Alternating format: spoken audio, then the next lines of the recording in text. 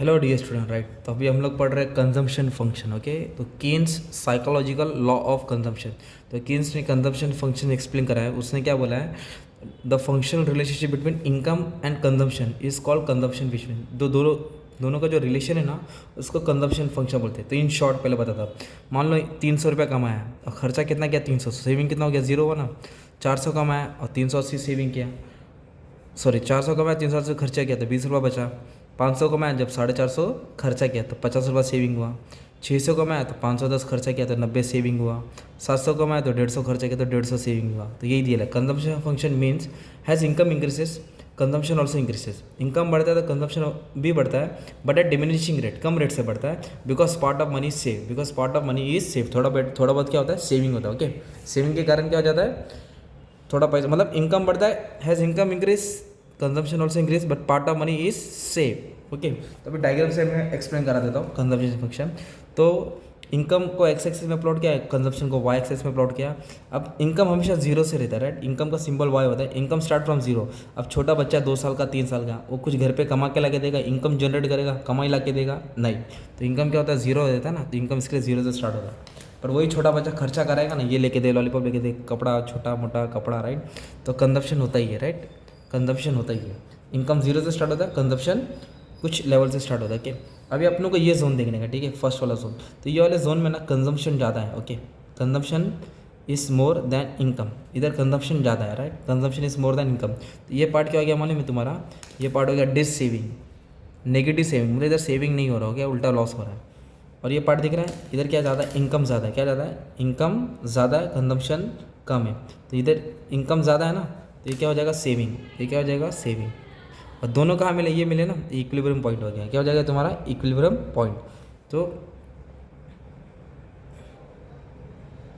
इतना इनकम पे इतना कंजम्पशन पे, इतना इनकम पे इतना कंजम्पशन रहेगा, और इनकम बढ़ेगा तो और सेविंग बढ़ते जाएगा। ओके, तो ये साइकोलॉजिकल कीन psychological law of consumption explain करा है।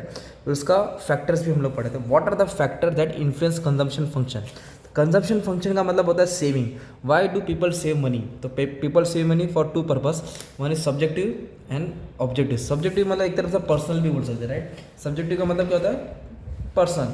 तो बंदे लोग क्यों पैसा सेव करते हैं, पब्लिक क्यों पैसा सेव करते हैं, for precaution. Figure future is uncertain ना, फ्यूचर में क्या आने वाला किसको मालूम है क्या। People save money for precaution purpose to meet the future accident like illness, death, ये सब आ सकते हैं, इसलिए पैसा पब्लिक क्या करती है, सेव करती है। नेक्स्ट क्या, इंप्रूवमेंट दिया है। क्या दिया है, people save money for improvement in standard living. जब पैसा इसलिए जमा करती है ताकि उनका रहन सहन बढ़े, स्टैंडर्ड लिविंग बढ़े, so they save money for future.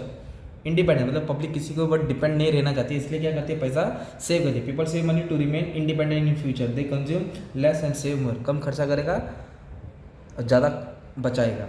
Liquidity मतलब to hold the cash. Cash को लोग क्या करते हैं, होल्ड करके रखते हैं ताकि कभी भी कैश क्या आ जाएगा, काम आएगा। पीपल लिक्विडिटी मतलब रोकड़ा, cash. Okay,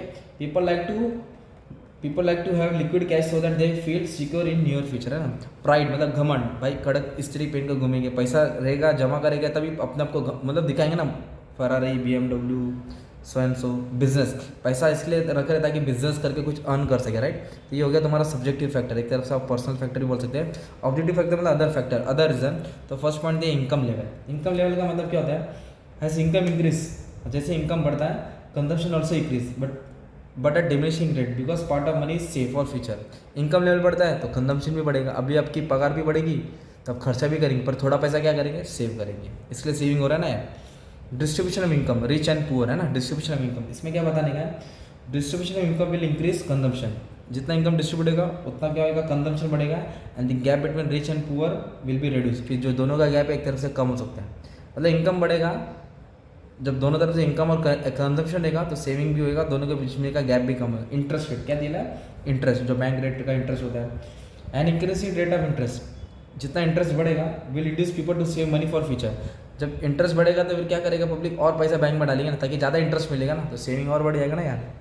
windfall gain and loss, इसका मतलब होता है जैसे कि स्टॉक मार्केट में शेयर का प्राइस अप्स एंड डाउन होता है, तो अचानक से जब शेयर का प्राइस गिरता है तो तुरंत खरीदते हैं। अभी जैसे अडानी का शेयर प्राइस 25 जनवरी को देख सकते हैं कितना गिरा, 40% गिर गया, राइट, 30% गिर गया। फिर उसके बाद वापस मार्केट उठा ना, तो जब गिरा तो फिर लोगों ने क्या किया, उसको खरीदा, फिर वापस से वो ऊपर आ गया तो प्रॉफिट कमाया।